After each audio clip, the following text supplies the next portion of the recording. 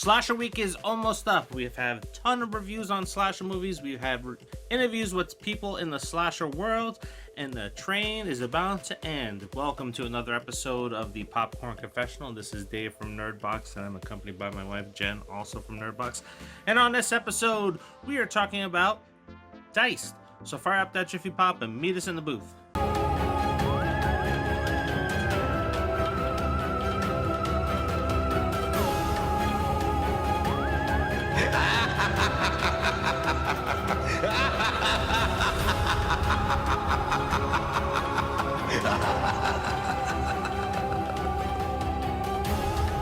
A criminally insane man, accidentally discharged from a mental hospital, stalks and terrorizes the people of a small nearby town on Halloween night. Writer, director, actor Jeremy Rudd, who was on our channel earlier in the week, has released his slasher movie. And it's inspired by everything in his childhood growing up, and he brings that all to the screen. Film is around 60 minutes. It's exactly 60 minutes. Mm-hmm. And it takes place in the 80s. Yes. 86? 87. 87. The year after the Mets won the World Series. But we're not here to talk about baseball. We're here to talk about slashers. So we have a slasher that is played by Jason Brooks. Some of you may know him from the many fan films of playing Jason in the Friday the 13th franchise. We have a twisted version of the Scarecrow from The Wizard of Oz, who has come back to wreak some havoc. Yes, he has. He doesn't care who he kills. No. Speaking of kills, the kills are very interesting. Wish I had been a little bit longer, I think. Yes. I could have 60 minutes. I mean, it was good for the time, but a little bit longer would have given us, I think, just more story, maybe. Yeah, the story needed to be fleshed out because there was some very interesting characters, including our final girl in this, played by Eden Campbell from Fear Street. Yeah. And we just needed more substance from some of the characters because I wanted to be invested in some of the characters. I was interested in them, but some of the things didn't hit the same way they would have if we had more story time and more character development in certain areas. Yeah, and there was an interesting backstory to the final girl and the Scarecrow, so I would have liked to have delved more into that. Now, horror films right now are walking a very fine line when it comes to Art the Clown and everything else. And I seen this earlier this week on some of the social media sites when it came to The Jester coming out. Even though The Jester's not much older than Art the Clown, people are right away going to the comparisons. It's like, cheap knockoff. We have another silent killer in this. This one, I think it kind of worked against it. Because when I see that character, I actually almost feel like I can hear his voice and I can just hear this evil, sinister voice harassing people and kind of in a stalkingly manner. So I think this film is a great foundation to build off of because I think there's a lot that can come from this. Even retelling this story and just expanding it out a little bit more, kind of like Evil Dead and Evil Dead 2. I think there's a lot here. Yeah, and I got a lot of... Now, this character, I did get a lot of Art the Clown vibes from. See, I was thinking that too, but then I was really thinking more of The Wizard of Oz because there's certain ways that Jason Brooks moves that's more Scarecrow-like from The Wizard of Oz than it is Art the Clown. Yeah, and I guess some of the things that he did do, like with his smiling and stuff, was more like the Scarecrow in Wizard of Oz, only that one talked and this one didn't. So I can see that. Yeah, maybe that's why I was hearing his voice. It's like, I know the Scarecrow that talks, and now I would expect to see that. Now, while the Scarecrow didn't really have the mannerisms of Art the Clown, while people may see that, there were other scenes in there that felt like it was Terrifier. Yeah. So I think it's cool to pay... We talk about this all the time. It's cool to pay homage to other things, but be careful on how much you do of that, because sometimes then people will look at it and say, no, too much. I do think in this one it was subtle enough. I don't think that it was over the top, which is good. Especially being that it was a short film, you don't want to play too much homage because then it just kind of takes over the whole movie. So, a lot of good, interesting kills. We need to expand on the story. 60 minutes, just a little bit too short, but I think it's a great start.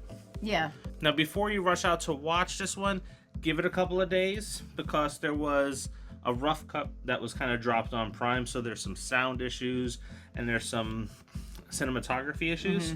So on Monday at the earliest, or maybe the latest, because I've seen 2 different time frames pop out on this, there's going to be the final cut that's released on Amazon Prime, and that's the one that you want to go watch, because some people may just turn it off because of that. Yeah, we got to be the guinea pigs for you, and we saw it immediately, like the night that it dropped, and we did notice the kind of like the sound and the cinematography. So, and then after it was released, that there's going to be a better cut. So yeah, it's not a small difference, like 30 decimals range sometimes. It's like, hey, I'm on sound volume 60 and now I'm all the way down to 30. So that's all being cleaned up, so you'll get a better cut on Monday, so definitely go and check that out. Now let's talk about slasher tropes. Good slasher? Yes, definitely. Again, need to see more from this slasher because he's so wicked looking. Strong final girl? I can't give her this one, I don't think, because I didn't get to see enough from her. I like where they were going. I'm actually going to say yes, so you disagree. Killbait friends? Nah. No, not really. I mean, they were friends, but they weren't killbait, so no. And Ahab, somebody that knows who the killer is and is hunting them down. No. Yeah, you can let us know. Party, sex, and drugs? There was a party and drugs. Yeah, but no sex in it, which is fine. I'm gonna give it to them. Things with beer and vodka, yeah, okay. You talked me into it. Bumbling law enforcement? No. Nope. Chase scene? Yes. Yeah. Very good chase scenes, I like that. And then good kills? Yes. Creative. Go into this. Remember, it's a crowd-funded film, so if you're expecting over-the-top kills and lots of gore and all this other stuff, remember, there are some films that do the best what they can with the budget they have, and I think they did a very good job with what they have. I think so too, and I do have to say one other thing too. Like I've seen a lot of movies that have been made on way more money, and the kill scenes and like the blood in particular looked horrible. But I think in this one the blood looked very realistic. I thought that was really good. I tend to look for that. I don't know why, but it's like when I see like blood that almost looks like orange, I'm like, come on, man. Like you couldn't have done better. Yep. So what do you rate this one? I'd watch it again. Yeah, I'd watch it again if it was on. I would not rent it again right away. No. Because there's other things now I want to watch. Yeah. So, yeah, I would watch it again if it was on. All right, thank you for all the support that you've given us up until this point. You've helped us be a part of the In Search of Darkness campaign. If you don't know what that is, on Shudder there's a 3-part trilogy detailing everything that went on in 80s horror. Now they're doing a 90s horror, and you don't have to wait a year or 6 months to get this. The digital is going to be ready next month, and then the Blu-rays start shipping out in December, just in time for Christmas. And here's how you can be a part of it and get 10% off. These are the times that try men's souls. Police believe that O.J. Simpson is in that car. Any requests? Oh, hi there, Fright Fiend. There's one near you. Can you explain what internet is? The In the Search of Darkness 80s trilogy is complete. But as we all know, horror never dies. The early 90s represented an exciting, challenging, and evolutionary period for horror filmmaking. Showtime! Are you ready? In Search of Darkness 1990 to 1994 will dive into this era and analysis, deconstruct, recontextualize, and reframe this decade in horror. Through Nerdbox, through the end of 31 Days of Halloween, you will get 10% off of 3 packages by clicking on the link that is in the description. A digital copy, which includes your name in the credits, a copy of the film, and the soundtrack, plus the booklet. Then there is the standard Blu-ray box set, which adds to everything that we talked about with the digital copies, and you get the Blu-ray, 2 posters, a commemorative booklet, and a few more perks. And then finally, the deluxe box set adds a t-shirt. Come get some.